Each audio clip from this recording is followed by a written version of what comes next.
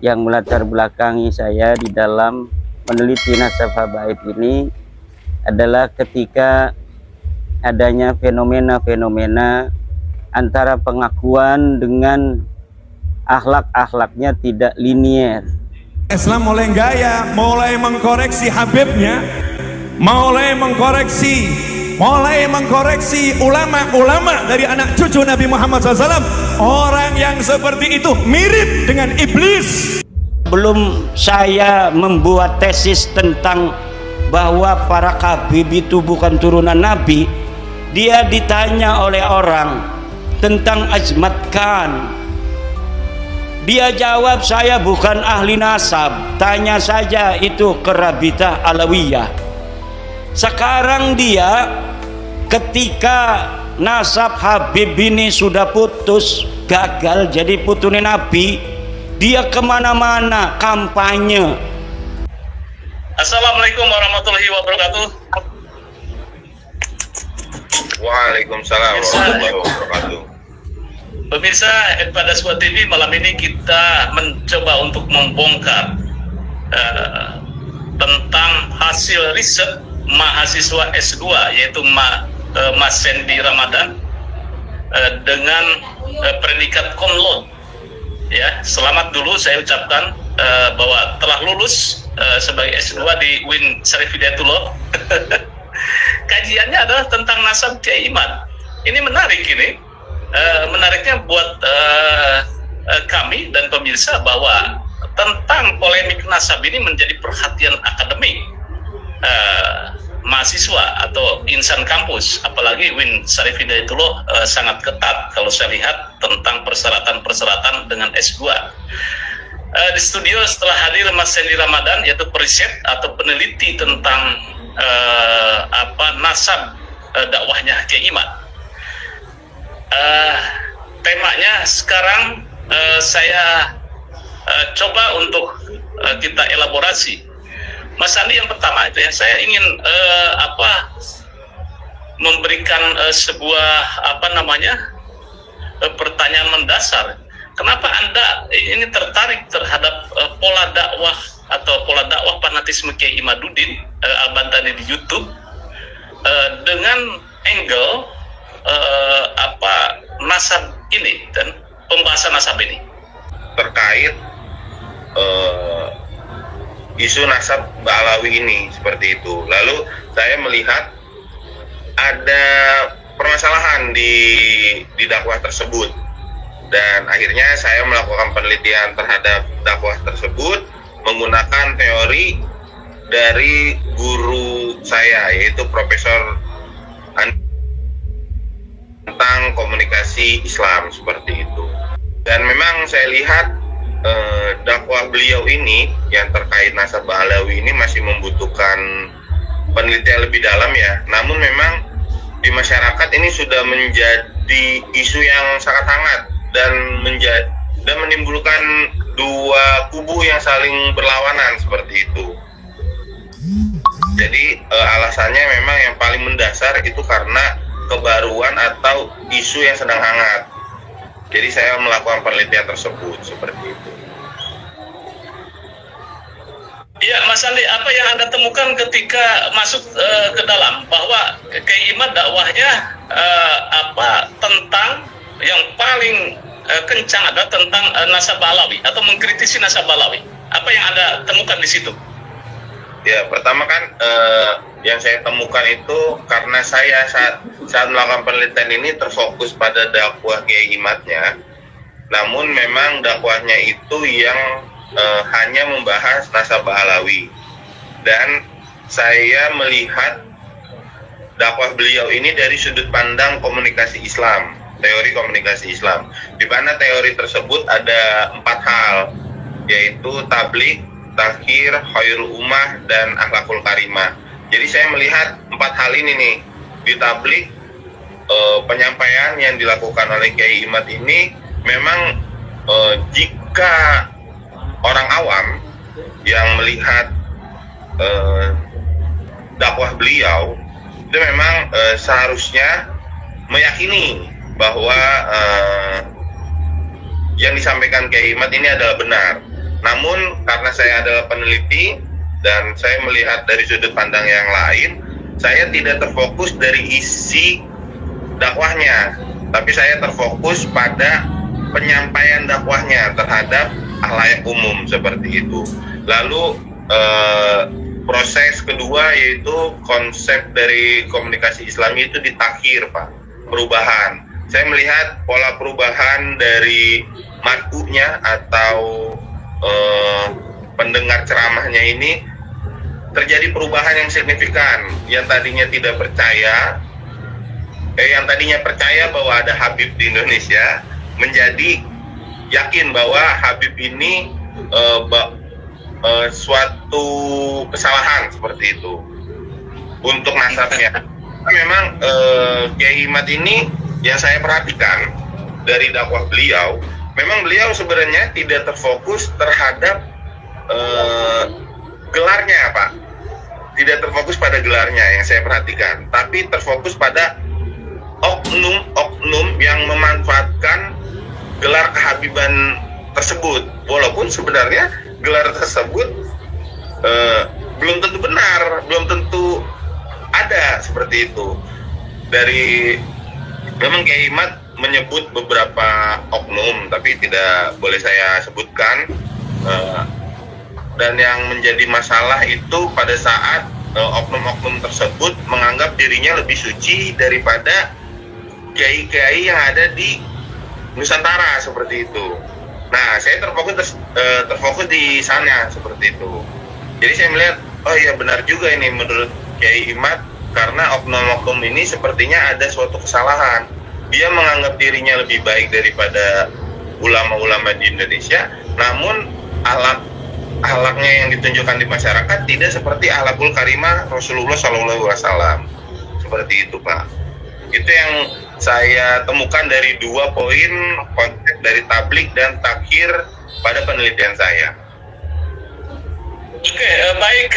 Jadi yang Anda temukan bahwa dari orang yang tadinya percaya bahwa Habib itu adalah zuriyah Nabi, kemudian setelah mendengar ceramah-ceramah atau dakwah Kiai Imad di YouTube itu, Anda menemukan bahwa banyak yang berbalik badan atau tidak lagi mempercayai bahwa Habib itu adalah zuriyah Nabi atau nasabnya tidak tersambung. Oke, baik. Sebelum pertanyaan lebih lanjut, Mas Sandy, apa respondennya ini langsung, narasumbernya langsung wawancara Kiai Imad, kemudian juga narasumber yang lain, dan memang melakukan wawancara langsung dengan Kiai Imad. Iya, saya melakukan wawancara langsung dengan Kiai Imad dengan pertanyaan kenapa Kiai Imad melakukan penelitian ini dan dampak apa yang sudah dirasakan oleh Kiai Imad. Lalu saya melakukan wawancara dengan santri Kiai Imad di Pompesnya, seperti itu melalui Zoom juga. Lalu saya, karena ini saya melakukan penelitiannya di YouTube, jadi saya lebih banyak memperhatikan traffic, komentar-komentar di YouTube-nya seperti itu. Memang ada beberapa yang mendukung, tapi ada juga yang mencela Kiai Imad seperti itu. Karena akan terfokus penelitian saya ini di YouTube. Oke, jadi ada risetnya adalah dakwah-dakwah Kiai Imad tentang nasab di YouTube, dan tapi dengan Kiai Imad wawancara langsung kan, ya? Benar. Langsung wawancara. Nah, dari pandangan Mas Sandy, bagaimana menurut Anda itu sosok Kiai Imad itu setelah Anda wawancarai? Ya, beliau Kiai Imad adalah orang yang sangat berilmu, dan memang beliau pada saat melakukan penelitian tentang nasab Balawi ini memang sangat mendalam ya, dan banyak referensi-referensi yang beliau cantumkan di tesisnya. Jadi tidak asal ngomong kalau kata kebanyakan orang ya. Dia benar-benar berilmu dan melakukan penelitian tersebut secara mendalam seperti itu. Dan kalau dilihat dari background beliau adalah seorang pemimpin pondok pesantren, memang ini adalah, kalau beliau mengatakan ini adalah kebenaran yang lambat laun akan terbukti seperti itu. kalau dia menyampaikannya seperti itu. Memang butuh proses. Ya, di sini saya membaca bahwa ada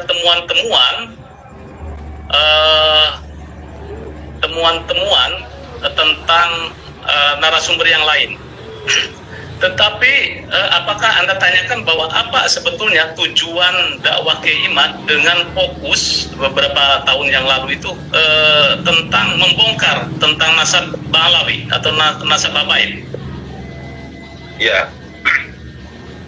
Kalau tujuan Kiai Imad memang pada saat saya melakukan wawancara seperti yang sudah saya sampaikan tadi, memang fokus beliau ini terhadap oknum-oknum yang menyalahi aturan, tidak menunjukkan akhlakul karimah Rasulullah, namun beliau mengatakan bahwa beliau adalah keturunan Nabi. Nah, itu sebenarnya tujuan Kiai Imad melakukan dakwah tentang nasab Balawi ini. Ya, baik. Mas Sandy, selain aktor utama yaitu Kiai Imad, tentu ada responden yang lain, apakah ustadz atau pendengar. Nah, sampling yang Anda wawancara itu berapa orang? Dan apa saja yang paling Anda temukan di situ? Ya, ada beberapa memang yang saya wawancarai, dan yang paling membekas di dalam penelitian saya itu dari dakwah Kiai Imad ini, koresponden ada yang menyatakan bahwa di daerah beliau itu sebelum ada dakwah Kiai Imad, ada oknum Habib yang melakukan minta jatah terhadap dawir lah, istilah bahasa Arabnya dawir begitu kan ya? Ya, dawir, meminta jatah terhadap wilayah tersebut. Tapi setelah ada dakwah Kiai Imad, jadi masyarakat berani membantah terhadap oknum Habib tersebut, dan akhirnya oknum Habib tersebut tidak meminta jatah kembali di masyarakat tersebut seperti itu. Selama ini belum pernah ada yang mengkaji dari perspektif aksiologi atau meramaikan kajian tesis Kiai Imad dari perspektif aksiologi. Ya baru satu-satunya Mas Sandy ini yang menyentuh aspek aksiologi dari tesis Kiai Imad. Sebelum-sebelumnya kan masih berputar pada aspek epistemologi dan dari aspek ontologi. Tesis Kiai Imad itu sebenarnya betul-betul real mengkaji secara ontologis terkait dengan zuriyah Nabi, orang-orang yang diintisabkan, yang dinasabkan kepada Nabi, itu apakah betul-betul real atau tidak. Ternyata Kiai Imad menemukan memang mereka-mereka yang berintisab kepada Nabi yang bisa diukur, dikaji dari perspektif historis kesejarahan, tapi memang justru ada orang-orang yang mengglorifikasi, melakukan interpolasi terkait dengan kenasaban ini. Nah, dari konteks ini saya ingin menjawab pertanyaan Mas Yusuf. Dari sisi jawaban saya, Kiai Imad cukup berhasil meruntuhkan hegemoni glorifikasi dari hasil interpolasi yang dilakukan oleh klan Ba'alwi yang mengintisabkan klan mereka kepada Nabi Muhammad SAW. Kiai Muhammad berhasil meruntuhkan itu karena secara ontologis Kiai Imad itu sudah betul-betul membuktikan rentetan dari Nabi sampai generasi yang era kita itu bisa membedakan mana yang memiliki rentetan dan mana yang tidak memiliki rentetan dalam konteks kenasaban itu. Dan Kiai Imad secara epistemologi membuktikan sebagaimana yang telah diperdebatkan, yang telah berlalu, baik dari aspek rasionalitas, empiris, yang kesemuanya itu mesti harus historis, karena nasab itu adalah ilmu pasti. Dan sebenarnya apa yang dilakukan oleh Kiai Imad ini kan ingin membuktikan dari apa yang telah diwacanakan oleh klan Ba'alwi sendiri tentang pentingnya tes DNA, tentang pentingnya bukti sezaman. Ini semua kan sebenarnya data-data yang memang selalu dijadikan instrumen klan Ba'alwi untuk mengglorifikasi kenasaban itu, sehingga untuk membuat publik biar percaya kepada klan Ba'alwi, sehingga klan Ba'alwi itu betul-betul menantang kepada siapapun kalau bisa tes DNA, menantang kepada siapapun kalau punya bukti manuskrip bisa diresmikan sebagai zuriyah Nabi. Nah, seolah-olah klan Ba'alwi ini kan memperkokoh instrumen-instrumen ini seolah-olah biar nasab mereka kuat. Tapi ternyata setelah di tes DNA diikuti oleh publik, atau kemudian manuskrip diikuti oleh publik, data sezaman diikuti oleh publik mencari itu semua, justru malah berbalik. Yang notabene yang tadinya menggunakan instrumen ini dari klan Ba'alwi, setelah melalui instrumen ini justru klan Ba'alwi tidak terbukti. Akhirnya klan Ba'alwi mengharamkan tes DNA, mengatakan tidak perlu data sezaman, kemudian mengatakan tidak perlu terlalu rumit data-data manuskrip, cukup bukti pernyataan keluarga sudah, atau surah istifadah dalam jarak yang begitu jauh sudah dianggap sah. Nah, jadi kan ini ada kontra-kontra epistemologis yang sebenarnya harus konsisten dengan sistem historis, tetapi begitu dilacak secara historis justru mereka berbalik menjadi ahistoris. Nah ini, tetapi ada hal yang menarik dalam konteks teks kewahyuan. Sebenarnya sudah jelas Ahlul Bait, atau kalau ingin mengatakan sebagai dzurriyyah Ahlul Bait, tapi yang jelas orang sekarang sudah tidak punya hak untuk mengatakan Ahlul Bait. Ahlul Bait itu Ahlul Kisah yang sudah jelas kategorinya. Tetapi kalaupun memang masih mengatakan sebagai dzurriyyah Ahlul Bait mungkin masih wajar.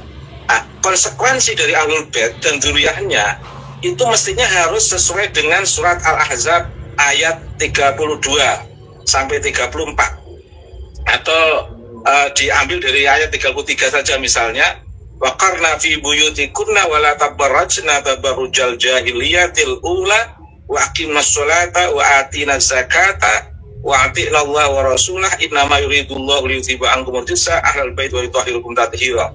Sebenarnya secara epistemologi teks kewahyuan, mereka yang Ahlul Bait dan termasuk yang mengatasnamakan sebagai dzurriyyah Ahlul Bait sebenarnya harus betul-betul konsisten. Tetap tinggal di rumahmu dan janganlah berhias dan bertingkah laku seperti orang-orang jahiliyah dahulu. Sementara orang-orang yang mengaku sebagai dzurriyyah Nabi atau dzurriyyah Ahlul Bait, katakan begitu, paling minimal pengakuan itu justru malah menggunakan pola-pola jahiliyah.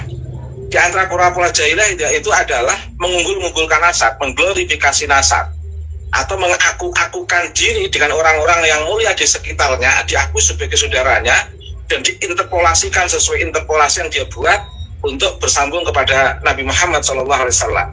Ini kan sangat bertentangan dari teks kewahyuan. Dari teks kenabian juga begitu. Yang menjadi persoalan kan secara publik ada yang mengatakan, lah masyarakat awam dzurriyyah Nabi atau dzurriyyah Ahlul Bait itu kan tidak maksum. Biasa dong, kalau wajar kalau ada yang maksiat dan sebagainya. Persoalannya itu bukan melakukan kemaksiatan. Siapapun yang melakukan kemaksiatan bisa dihukumi sesuatu yang salah. Persoalannya itu melakukan pembenaran atas perbuatan kemaksiatan. Seolah-olah ada spesialisasi bagi klan Ba'alwi yang melakukan kemaksiatan itu merupakan perbuatan yang mudah diampuni, bahkan tidak akan mati sebelum mereka itu bertobat. Ini kan sebenarnya sebuah glorifikasi yang masuk pada wilayah pemaksuman. Jadi sebenarnya kita memaklumi bahwa dzurriyyah Nabi itu bukan maksum, bisa saja berbuat salah, bisa saja berbuat maksiat. Kita maklumi itu, sebagaimana juga berlaku bagi manusia yang lain. Tapi persoalannya, pembenaran seolah-olah ada spesialisasi atas kemaksiatan klan Ba'alwi ini kan yang bertentangan dengan sunnah kenabian, Mas Yusuf. Ini yang pertama. Yang kedua, dari perspektif tesis Mas Sandy, tadi saya katakan Mas Sandy ini sebenarnya mengawali dalam kajian aksiologi tesis Kiai Imad, karena sebelumnya belum pernah ada yang meramaikan mengkaji sisi aspek aksiologi dari tesis Kiai Imad, dan sekaligus membuktikan artinya apa ketika secara aksiologis para penguji, pembimbing penguji ini mengabsahkan sebagai sebuah tesis dari perspektif aksiologis. Berarti apa? Perspektif epistemologinya ini sudah dianggap selesai, perspektif ontologisnya ini sudah dianggap selesai. Artinya apa?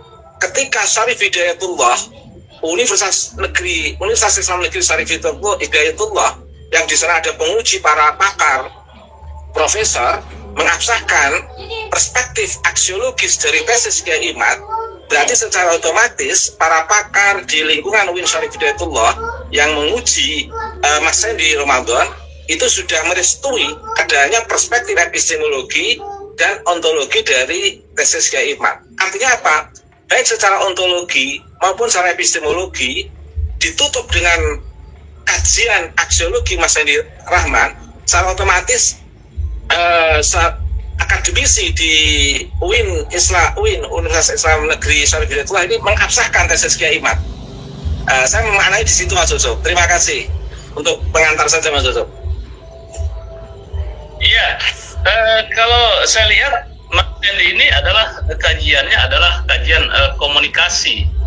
Jadi bagaimana dakwah Kiai Imad, dakwah fanatisme Kiai Imaduddin Utsman Al-Bantani di YouTube, perspektif komunikasi Islam. Jadi dilihatnya apakah ini hanya pure tentang komunikasi atau dakwahnya, atau memang esensi dari kalamnya atau dari impactnya bahasanya. Tadi kalau saya lihat ada beberapa hal Mas Sandy. Jadi pertama tentang bagaimana efektivitas YouTube itu sebagai sarana dakwah Kiai Imad. Yang kedua, pengaruh dari dakwah Kiai Imad itu terhadap umat. Di sini kalau saya lihat ini ada nih, ada narasumber yang saya baca di sini nih. Pertanyaan Mas Sandy ini, bagaimana perubahan yang dirasakan Bapak setelah mendengar dakwah Kiai Imaduddin tentang nasab habaib? Artinya Mas Andi, Anda ini lebih tentang memang spesifik terhadap kontennya adalah tentang dakwah nasab, begitu ya? Iya. Oke. Ini bagaimana Kiai Ubed? Iya. Jadi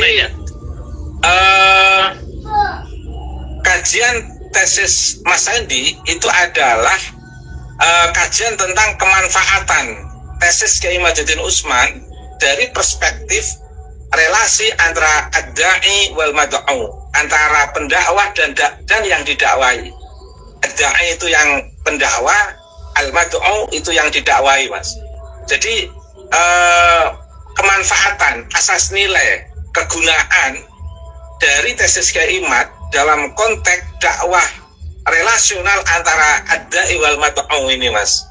Jadi dari ketika simpulannya Mas Sandy seperti yang dipaparkan tadi, berarti tesis Kiai Imad ini dari perspektif aksiologis memiliki kemanfaatan, terbukti memiliki kemanfaatan, terbukti memiliki nilai yang bisa dirasakan bagi ad-da'i wal mad'u. Persoalan keberhasilan dalam jangkauannya yang lebih luas sampai seperti apa, betul kata Mas Andi tadi, perlu ada penelitian berikutnya. Tetapi paling tidak sistem relasional dalam konteks kemanfaatan nilai dari kajian tesis Kiai Imad itu terbukti dari riset Mas Sandy itu, Mas Yusuf. Terima kasih. Oke, saya justru penasaran ini ke Mas Sandy. Mas Sandy, ketika Anda mengangkat tema ini, apakah ada pertanyaan besar dari dosen penguji? Kok tentang nasab ini? Bahasannya? Ini kan sensitif dan juga pernah mau digelar ya, UIN menggelar tentang diskusi tentang nasab ya, tentang sunnah alawi, itu pun kemudian batal. Ini pertanyaan apa dari dosen Anda, Mas? Ya, pertanyaan sebenarnya yang paling saya ingat tapi yang pertanyaan tersebut sulit saya jawab. Pertanyaan seperti ini, kamu percaya nggak Habib itu ada atau tidak?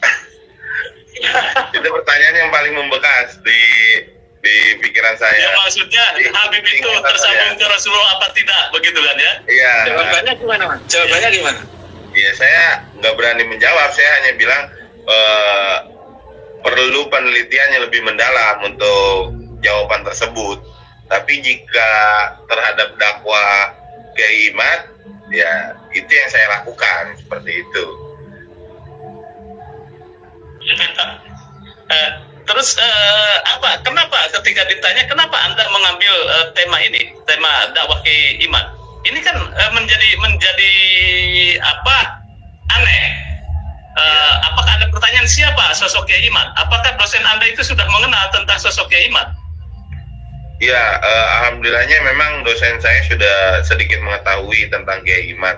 Namun memang saya jelaskan kembali, Kiai Imad itu adalah Kiai yang sedang terfokus membahas keabsahan nasab keturunan Nabi Muhammad SAW di Indonesia, seperti itu. Dan beliau dosen penguji saya akhirnya lebih mengetahui secara mendalam terhadap Kiai Imad setelah membaca tesis saya sebelum diujikan, seperti itu. Oh, itu luar biasa. Jadi sama-sama belajar tentang pemikirannya Kiai Imad.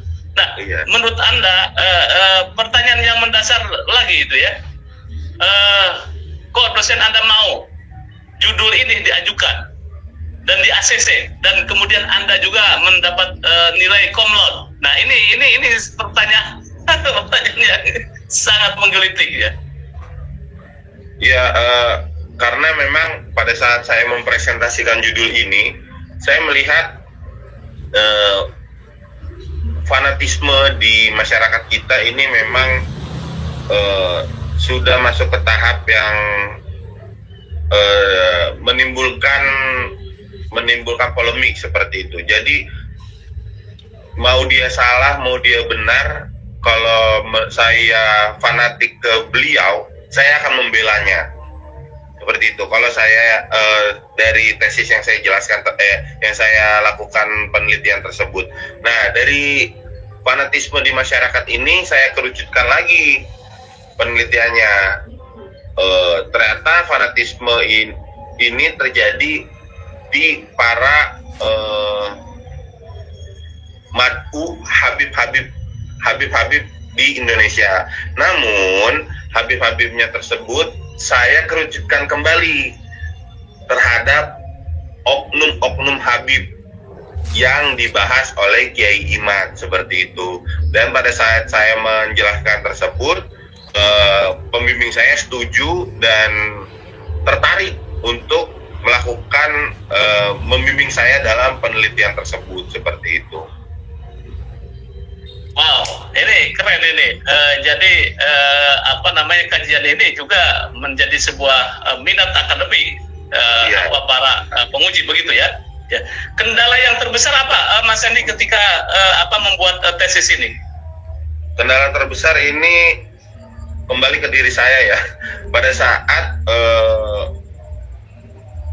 saat saya melakukan penelitian ini, karena dakwah yang saya lakukan, yang saya teliti ini adalah dakwah terkait Habib, jadi saya selalu berusaha mempagari bahwa saya tidak terfokus pada kepercayaan bahwa Habib itu ada atau tidak. Nah, itu yang paling sulit, karena pada saat saya melakukan wawancara atau melakukan riset, pasti ada pertanyaan, tapi kamu percaya nggak Habib itu ada atau tidak? Dan itu yang sangat sulit saya jawab, seperti itu, karena saya tidak terfokus untuk membuktikan Habib itu ada atau tidak, karena saya hanya terfokus terhadap dakwah tentang nasab Bahlawi oleh Kiai Imad di YouTube, seperti itu. Kesulitannya. Ya. Ya, jadi agar tidak jadi konflik interest ya, ini memang Iya, yang benar. menjadi sulit gitu ya. Ya. Apakah Anda meyakini bahwa Habib itu keturunan Rasulullah dan tidak? Ini kan harus memagari di situ ya. Iya, Ya, saya pelajari. memagari di situ ya, di situ. Dan Anda bisa akhirnya berlaku objektif bahwa dari hasil riset Anda tidak menggiring opini terhadap responden. Tidak. Karena justru saya yang mendapatkan lebih banyak pengaruh sebenarnya. Bukan saya yang menggiring responden, saya jadi lebih banyak terpengaruh seperti itu. Terpengaruh gimana? Terpengaruh dari responden atau bagaimana? Iya, jadi saya yang tadinya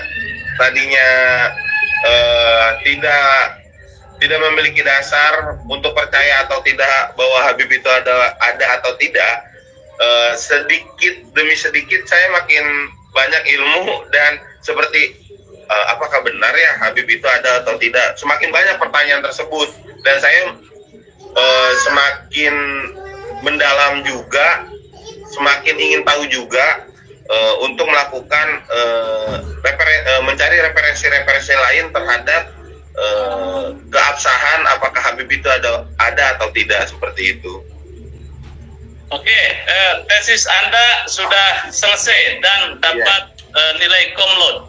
Nah, pertanyaan saya, sekarang Anda apakah sudah mendapatkan sebuah kesimpulan bahwa Habib itu nasabnya tersambung ke Rasulullah atau tidak? Setelah membaca semua investigasi, kemudian juga mempelajari. Nah, sekarang kesimpulan Anda bagaimana? Nah, ini yang pertanyaan ini muncul lagi ya. Seperti saya akan jawab seperti pada saat saya melakukan penelitian ini, saya tidak bisa menjawab saya meyakini Habib itu ada atau tidak. Tapi yang selalu saya tekankan pada saat saya melakukan penelitian ini adalah saya hanya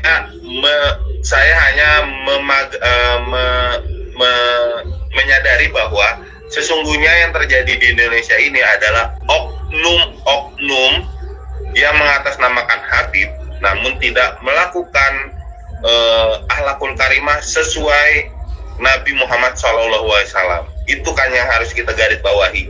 Sebenarnya kalau saya membuang background saya sebagai peneliti, mau dia Habib atau tidak, tapi kalau dia sudah merasa dirinya benar 100%, itu yang menjadi masalah dan itu yang harus kita kaji, seperti itu.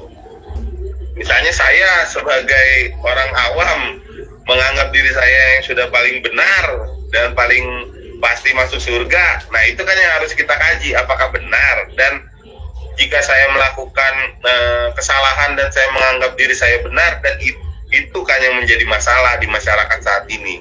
Itu sih yang saya dasari, Pak. Iya.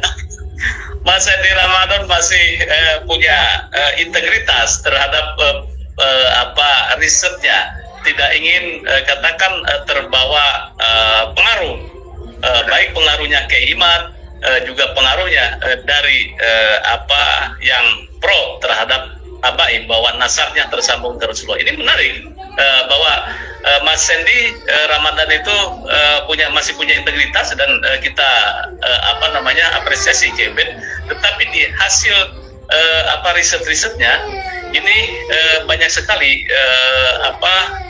pertanyaan-pertanyaan yang menggelitik. Bagaimana akhlak al-karimah Kiai Imaduddin di mata Bapak, kemudian juga harapan untuk Kiai Imaduddin dan pesantren Nahdlatul Ulum. Jadi beliau banyak sekali tentang sosok-sosok peran dakwah Kiai Imad tentang kenasaban dan bagaimana perubahan yang dirasakan Bapak setelah mendengar dakwah Kiai Imaduddin tentang nasab habaib. Ini menurut saya kajian-kajian ilmiah ini penting, bahwa kajian nasab yang digagas atau Kiai Imad bukan satu-satunya orang yang mengulas tentang nasab dan bukan pertama kali, tetapi ini menjadi sebuah referensi akademik, bahwa kajian nasab Kiai Imad itu sudah masuk ke dalam kajian akademik. Dan tesisnya Mas Hendy Ramadan tentu biasanya sudah dipublikasikan. Apa ada rencana untuk mau dibuatkan jadi buku? Iya sih niat Jadi- seperti itu. Wah, ini menarik lagi ini kalau udah jadi Ya. buku. Diterbitkan Termasuk jurnal dari juga. jurnal juga ya. Ya, baik. Ya, Keuben, bahwa Ya. Molan tadi pasti bahwa pengaruh dari dakwah Kiai tentang nasab ini merambah kemana-mana dan menembus lintas batas menurut saya, lintas keilmuan, baik dosen dan lain sebagainya. Nah, menurut Anda ini apakah sebuah keberhasilan dari kajian nasab Kiai dengan memanfaatkan dengan konsisten terus tentang kajian ini? Atau bagaimana Oke. pandangan Anda? Oke, saya akan merespon dulu dari Mas Hendy yang tidak mau menyentuh aspek ontologi maupun epistemologi, tapi fokus pada aspek aksiologi. Itu merupakan bentuk otensitas Mas Hendy sebagai peneliti, Mas Yusuf.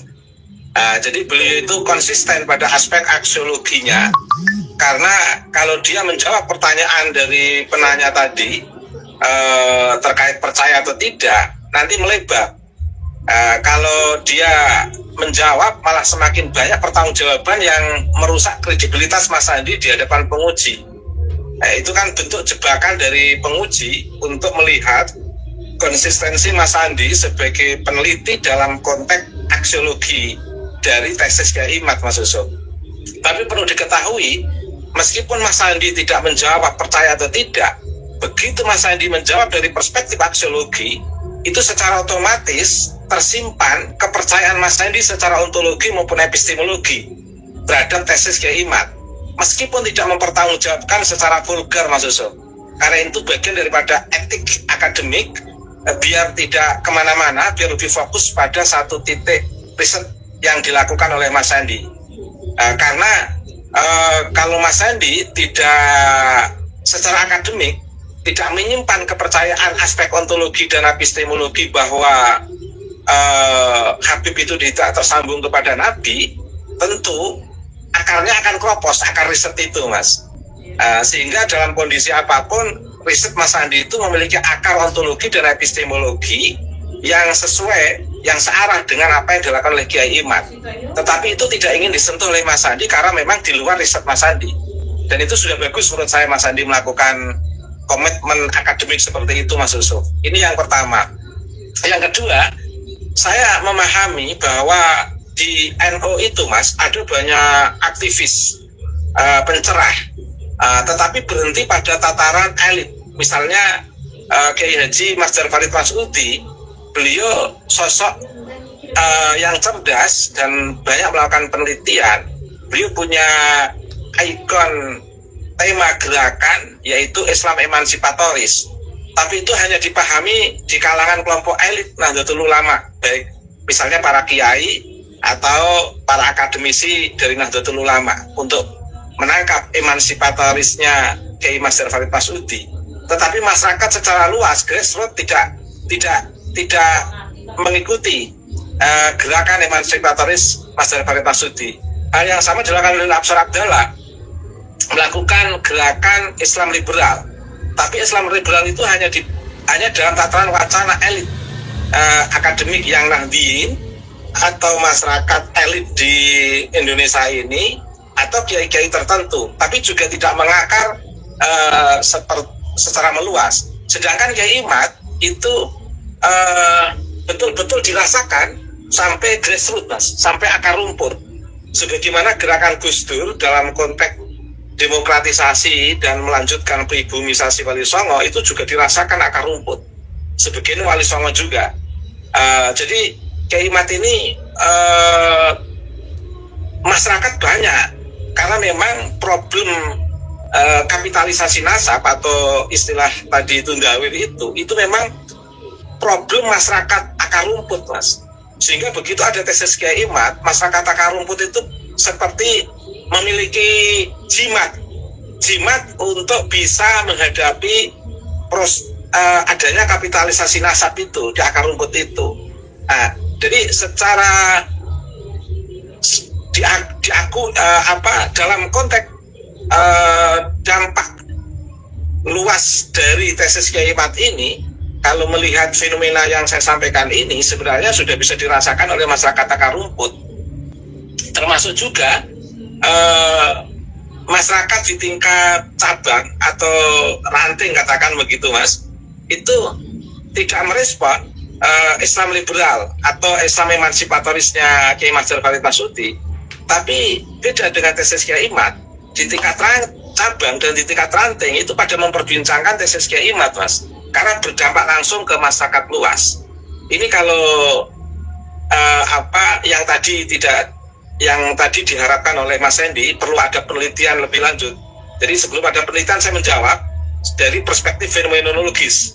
Dari teori fenomenologis saya bisa membaca perkembangan tesis Kiai Imad itu sangat meluas, sebagaimana gerakan Gus Dur. Beda lagi juga wacana Nurholis Majid itu juga di tingkat elit, Mas. Wacana Buya Syafi'i Ma'arif itu di tingkat elit. Tapi kalau wacana gerakan Gus Dur, gerakan Kiai Imad, itu betul-betul dirasakan masyarakat bawah. Gitu Mas Yusuf, terima kasih. Ya, menarik pemirsa pada sebuah TV tentang kajian nasab yang menjadi tesis mahasiswa S2, yaitu Mas Hendy Ramadan di UIN Syarif Hidayatullah Jakarta. Mas Hendy, mungkin ada closing statement, silakan Mas Hendy. Ya. Atau harapannya, atau mungkin rencana Anda ke depan. Ya, kalau dari saya berpesan semoga kedepannya ada peneliti-peneliti yang lebih serius, lebih baik, lebih mendalam, yang akan mencurahkan dirinya untuk meneliti apakah benar Habib itu ada atau tidak di Indonesia, dan dilakukan riset yang lebih mendalam oleh akademisi-akademisi, dan dilakukan diskusi publik agar masyarakat awam itu bisa mengetahui kebenaran-kebenaran terhadap keturunan Habib di Indonesia. Harapan saya seperti itu. Ya, mungkin saya revisi bahwa apakah Habib itu adalah keturunan Rasulullah atau tidak, karena Habib itu memang ada. Habib itu adalah sebuah sebutan bagi kelompok-kelompok Hadromi ya, dari Yaman ke Indonesia. Ya. Baik, itu ya yang peneliti. Jadi kesan pertama Anda terhadap Kiai Imad bagaimana sebagai closing statement juga? Saya kesan Anda setelah mewawancari Kiai Imad. Ya, kesan saya kagum dengan beliau karena beliau memang orang yang sangat berilmu dan memiliki akhlakul karimah yang baik. Karena jika saya lihat dari background beliau adalah pimpinan pondok pesantren, dan beliau juga memiliki ilmu-ilmu yang seharusnya memang sudah sangat kredibel untuk membimbing para santri-santrinya, seperti itu. Baik, terima kasih. Kiai Ubed, silakan closing statement ya, Kiai Ubed. Ya, tesis Kiai Imad sudah sangat kuat, Mas. Sehingga kalau ada harapan dari Mas Hendy, ada peneliti-peneliti lain, itu adalah peneliti-peneliti yang sifatnya akan menguatkan tesis Kiai Imad. Kalaupun ingin mengkritisi atau menolak, nanti pasti akan berbenturan dengan kekuatan tesis Kiai Imad. Hingga sampai sekarang pun terbukti belum ada antitesis. Kalau saya sudah mengatakan tesis Kiai Imad adalah sebuah tesis, itu belum ada antitesis dari Kiai Imad, dari tesis Kiai Imad sampai sekarang ini, Mas. Yang notabene justru dari kalangan Pak Alwi kan juga banyak orang-orang yang kredibel dalam konteks kajian sejarah, tetapi belum ada yang berani keluar untuk menjawab tesis Kiai Imad dalam konteks mempertahankan plan Ba'ali berintisab kepada Nabi Muhammad SAW. Sehingga simpulannya, kalaupun nanti ada tesis baru, tesis itu sifatnya akan menguatkan tesis yang sudah kuat dari Kiai Imad. Apalagi tesis itu sudah terbukti secara aksiologis, hasil riset Mas Hendy, dan itu diuji oleh Dewan Pakar yang kredibel di mata saya. Saya kenal, saya membaca karya-karya Prof. Andi yang menguji Mas Hendy. Beliau orang yang betul-betul serius dalam konteks keilmuan, sehingga tidak akan memberi nilai begitu saja kalau memang yang diuji itu tidak memiliki landasan ontologi, epistemologi maupun aksiologis, sehingga di situ dinyatakan lulus dengan lulus terbaik karena memang akar filosofisnya sudah sangat kuat dan betul-betul Mas Andi mampu menemukan aspek aksiologis dari tesis Kiai Imad, relasinya antara ad-da'i wal mad'u dalam konteks kehidupan sosial, keberagamaan warga Nahdien khususnya dan umat Islam pada umumnya. Karena yang percaya pada Habib ternyata tidak dari warga Nahdien saja, cuman paling tidak kelompok kecil lah yang di luar Nahdien yang percaya pada Habaib, kebanyakan yang masih dari Nahdien yang percaya pada Habaib. Tapi begitu ada tesis Kiai Imad, ini tinggal sisa-sisa hanya berapa persen menurut saya yang percaya bahwa Habib itu berintisab kepada Nabi Muhammad SAW. Karena semuanya sudah percaya pada perkembangan kajian filologi, kajian DNA, maupun kajian literatur yang sudah sangat kuat, sebagaimana yang dipertanggungjawabkan oleh Kiai Imad secara publik terkait dengan tesis beliau yang dapat respon dari Mas Sandy. Dan sebentar lagi juga akan dapat respon dari saya secara akademik. Selama ini kan saya merespon Kiai Imad kan dari perspektif wacana, penguatan diskursus, belum pada real riset yang saya lakukan. Tapi insya Allah sebentar lagi juga ada real riset yang saya lakukan terkait dengan tesis Kiai Imad, Mas Yusuf. Terima kasih. Ya, kalau Anda jadi dosen penguji, nilainya apa nih? A+ atau bagaimana nih, Kiai? Kalau saya menguji Mas Sandy, nilainya A+, karena dia mampu, dialah orang yang pertama mengkaji aspek aksiologi tesis Kiai Imad. Sebelumnya belum ada. Selama ini yang berseliweran di sosial media itu perdebatannya hanya pada aspek epistemologinya, Mas Yusuf. Seperti yang dilakukan oleh Mas Rumen Abbas dan kawan-kawan, atau buku yang diterbitkan oleh Robito untuk mengkanter tesis Kiai Imad, itu seputar epistemologi, yang justru dengan adanya buku itu malah menunjukkan kelemahan pertanggungjawaban mereka karena secara literatur lemah mereka. Dan Mas Sandy ini satu-satunya yang membahas dari aspek aksiologi, karena memang puncak dari sebuah riset itu kan bagaimana aksiologinya. Puncak dari sebuah ilmu pengetahuan itu kan bagaimana aksiologinya. Puncak dari ilmu keislaman itu kan bagaimana akhlaknya. Perspektif akhlak, kemanfaatan, nilai, keutamaan ini kan perspektif aksiologi. Sehingga Mas Andi tidak mau jatuh pada perdebatan di wilayah epistemologi, tapi dia ingin mengambil kemanfaatan di wilayah aksiologi. Keutamaan, kemanfaatan, asas guna, ini menarik.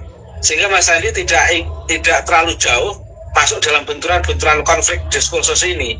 Dia lebih ingin merapat pada konteks asas kemanfaatan. Karena apa toh arti perdebatan kalau memang tidak ada manfaatnya. Lah Mas Andi ingin menyentuh aspek yang lebih bermanfaat dari tesis ini, yaitu membentuk kesadaran yang membebaskan dan mencerahkan warga Nahdien dari tesis itu, Mas Yusuf. Terima kasih, Mas Yusuf. Ya, sekali lagi nilai Mas Andi A+. Terima kasih. Ini nilainya A+ ini, dasar ini. Ya, pemirsa pada Suara TV, perbincangan kita sudahi, dan menarik memang sekali lagi, terlepas dari pro kontra, kajian nasab yang didengungkan oleh Kiai Imad itu menjadi perhatian berbagai kalangan lintas akademik, termasuk juga Mas Sandy. Saya yakin Mas Sandy tadinya tidak kenal, juga tidak mengenal tentang polemik nasab, tetapi menjadi menarik ketika perdebatan di sosial media kemudian diangkat menjadi sebuah tesis, dan luar biasa hasilnya komlot. Terima kasih Mas Sandy, selamat. Mudah-mudahan masuk ke jenjang S2 S3 selanjutnya.